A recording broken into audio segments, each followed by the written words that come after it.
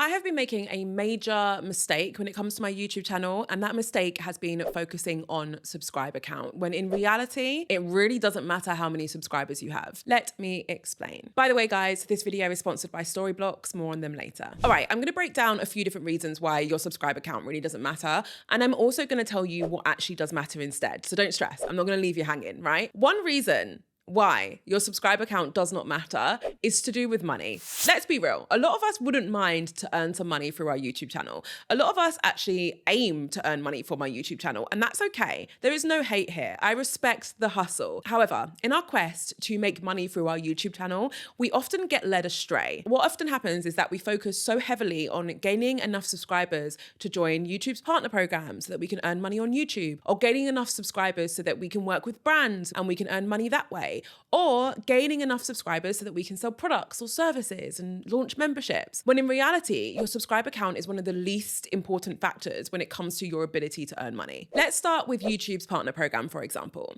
So YouTube's partner program, if you didn't know, is essentially the program which allows creators to earn money. So once you have 1,000 subscribers and either 4,000 watch hours accumulated over the span of 12 months or 10 million shorts views accumulated over the last 90 days, you are eligible to join YouTube's partner program. And once you join the program, you're able to earn money through ads that you put either around your video or in between your video, such as the one that you're going to see right now. Okay, so that ad that you just watched and potentially skipped through, I've just earned an income as a result of you seeing that ad. So thank you.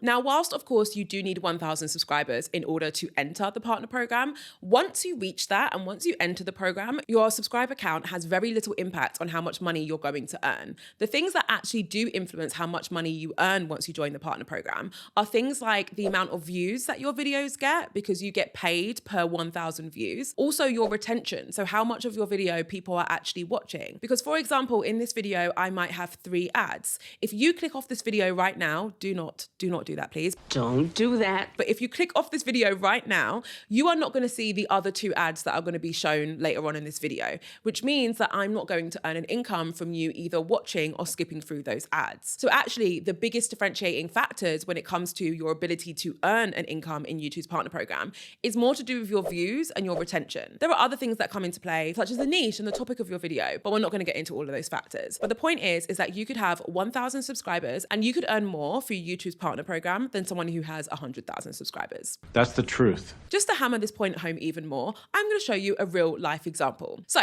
we are currently in my analytics, and as you can see, we have gone back to my first full month paychecks. This is the first paycheck that I got as a result of 1 month of being inside YouTube's partner program. This was in May 2021, and I ended that month with 10,000 subscribers.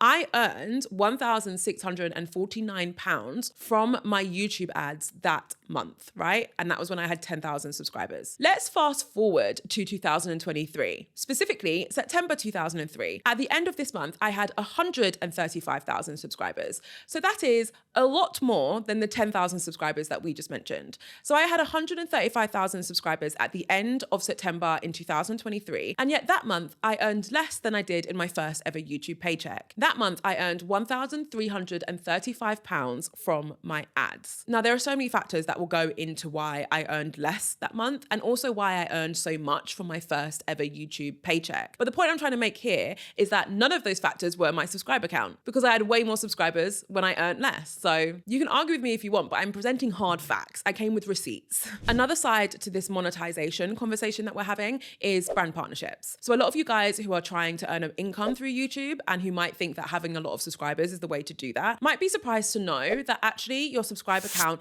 is not the most important thing when it comes to your ability to get a brand deal. The most important thing is actually your average views. When a brand wants to work with you, they're going to look at your average views and they're going to agree on a fee based on your average views. My rates for sponsorships on my channel can fluctuate greatly. And I think there's a belief that actually once you start growing, your rates should just continuously increase, when actually sometimes they might go down and might go back up again if your channel isn't receiving a lot of views, despite the fact that maybe your audience size has grown. So keep that in mind as well. Okay, so before we talk about why the algorithm doesn't actually care about how many subscribers you have, I do want to take a quick break to talk to you about something that you really should be using in your content if you really want to see success on YouTube in the future.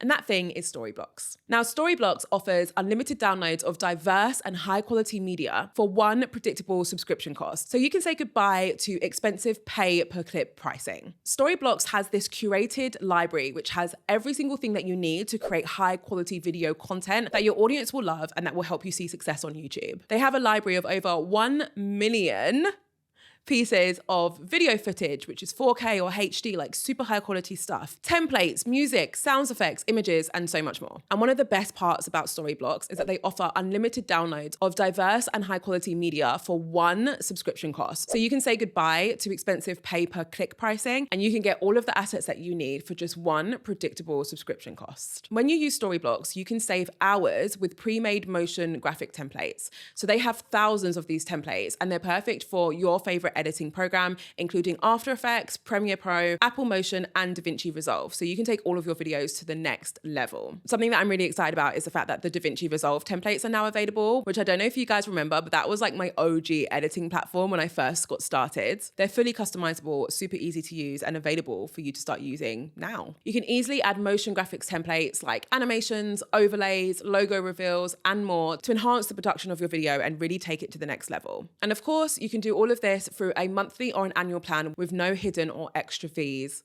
ever. Something that I know is really important to you as a creator is your ability to access incredibly high quality assets, which are 100% royalty free, which means that you don't need to double check your legal rights when you're using the content that you got through Storyblocks. Not only that, but you could integrate your Storyblocks account with YouTube, which is very, very important because that means that you massively reduce the risk of any of your content being flagged for a copyright claim because the two things are integrated. It gives you the freedom to really focus on creating the best possible content that you can rather than worrying about like, oh my God, am I going to get a copyright claim or do I have the rights to use this? Like none of those worries come into play when you're using content from Storyblocks. To get started with unlimited stock media downloads at one set price, head to storyblocks.com/Jade Beeson or click the link in the description. Huge thanks to Storyblocks for sponsoring this video. All right, should we talk about the algorithm and the fact that the algorithm does not care how many subscribers you have?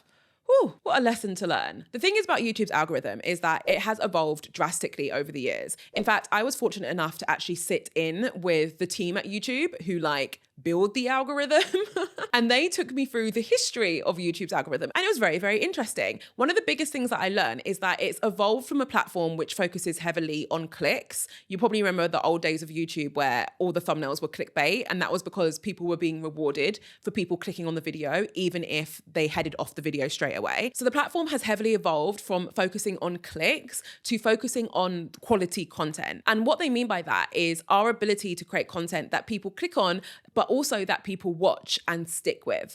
That is the content that YouTube's algorithm is looking for, and that is the content that the algorithm will push out. Now, the beautiful thing about YouTube is you can upload a video that has such a great thumbnail that people click on it, and that has such great content that people watch the whole thing, and that will therefore be picked up by YouTube's algorithm with no subscribers. That is how most people get their first big break on YouTube. That's how I got mine. It was my Instagram algorithm video. I had a couple hundred subscribers at the time, and I literally went from a couple hundred to 10,000 in a matter of weeks, and that was mostly because of that video. It had a good thumbnail and good retention. So YouTube's algorithm picked it up and put it on people's browse pages.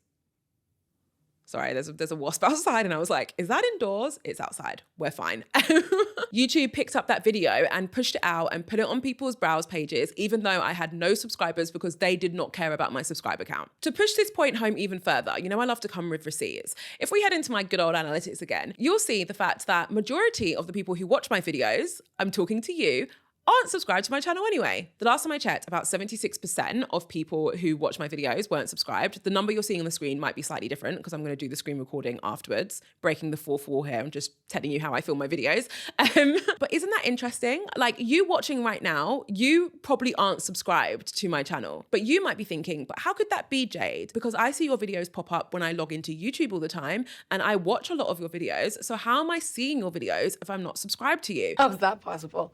Well, I'm so glad you asked. The reason why you're seeing my video is because of how YouTube's algorithm now works. YouTube is dedicated to sharing content with people who would find it interesting, and it will do everything it can to do that. It doesn't really care if you're subscribed to me or not. As long as you've shown interest in my other content, YouTube will consistently put my videos on your browse page. So when you log in and you see those videos, my videos will appear because you've shown interest in my previous content. It doesn't care if you subscribe to my channel or not. It used to matter a lot more because people used to spend more time looking at their subscription feed, which is basically when you're only looking at content from people who you've subscribed to. But people spend less time on that now because the algorithm is so good at recommending content to you that you don't actually need to spend time on your subscription feed. You can just log into YouTube and feel confident that you're going to be shown a bunch of videos that you do care about. Okay, so let's move on to that because we do need to quickly talk about the fact that when you focus on your subscriber count, it actually can end up hurting your growth. Now, this is a mistake that I literally made like last week. Like, this is a fresh mistake for me. And the mistake is when you spend time in your video asking people to subscribe to you. Even if you only spend a couple of seconds doing it, which is usually what I did, I truly believe that those couple of seconds could be better spent asking people to do something else. I think we all know that when you ask someone to do multiple things, you actually decrease the chances of them doing any of those things. It's like a psychological thing. Like, if I'm going to ask you to subscribe, comment, like, and I've definitely asked you to do all of those things in one go before. Like, I know I've made this mistake. But if I ask you to do all of that stuff, you're going to be like, I'm not gonna do any of it. It's too much. So really, we want to ask people to do one thing in our video. And if we're only going to ask people to do one thing, I don't think that one thing should be to subscribe. Instead, you can ask your audience to share feedback on your content in the comments. You can ask your audience for their thoughts on something. You can ask your audience to share content ideas in your comment section. Even if you want to keep it simple and just ask them to like your video, like, even that will be more powerful for you when it comes to your standing with YouTube's algorithm. Above all of that though, when you focus so heavily on your subscriber number, it does distract you from the metrics that truly matter, which is the perfect segue to talk about what we should be focusing on if it's not our subscriber count. So what should we be focusing on?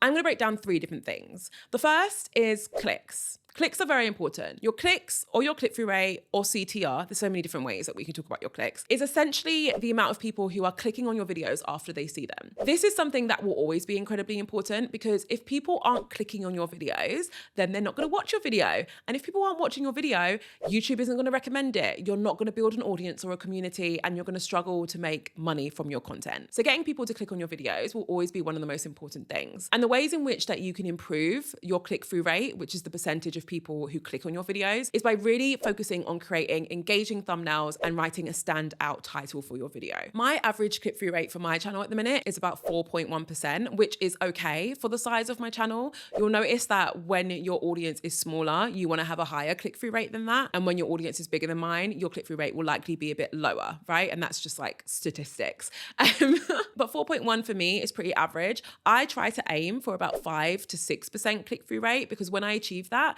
and when the content is good, that's usually when I'm onto a really good video and it's probably going to experience some success. The other thing we should be focusing on is our retention. Guys, this is one of the most important things by far. Obviously, we need people to click on our videos, but if people click off straight away, then it's not going to look good in YouTube's algorithm. We mentioned before that one of the things that YouTube's algorithm is focusing on is really promoting content which is high quality and that people like. One of the ways they measure whether or not people are liking your content is by looking at how many people are watching a good chunk of your content. Let's take this video, for example. The average percentage viewed of this video was 39.4%. That basically means that most people on average watched around 40% of that video.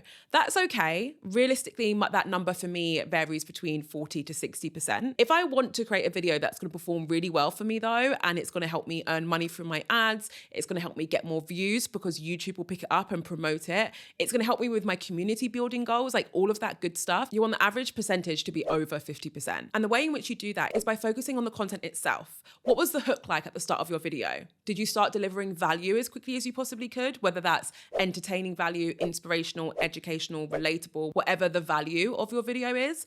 What's the pace like? Are you keeping it up or are you babbling, right? These are the questions you need to ask yourself because once you get good at really honing in on those elements, that is when your average view duration will increase. And when that number increases, the overall performance of your channel and your content will increase with it.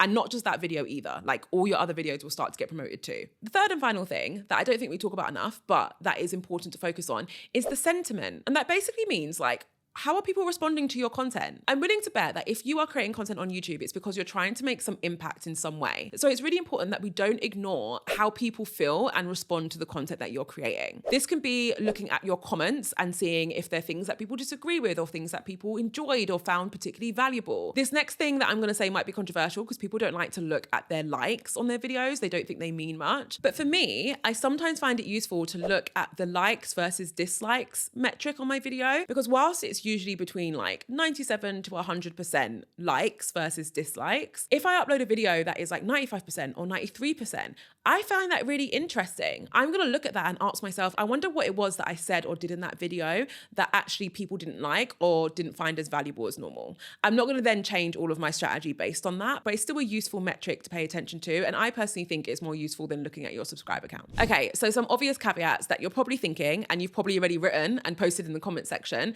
Yes, when it comes to your ability to join YouTube's partner program, you will need to focus on getting 1,000 subscribers. So in that scenario, of course, it's going to matter. Also, having a certain subscriber count does come with benefits. For example, it does give you this form of instant credibility, because when people hear that you have a certain subscriber count, people often assume that your content is great, although that's not always the case. Also, if you have a bunch of engaged subscribers and maybe they've turned on that bell notification, which means that they get notified when you upload content, well, that could be great for your videos getting an initial boost of views, because it means that your new videos have a base of people who are probably going to watch it pretty soon and might also engage with it as well, which is also going to really help the performance of your content. All right, guys, if you feel like hanging around, I recommend watching this video. It's about the most common mistakes that people are making on YouTube this year and probably well into the future. It's a really important video to watch if you are trying to grow your YouTube channel, because it's going to save you a lot of time. Thank you so much for watching. As always, I cannot wait to see you in my next video.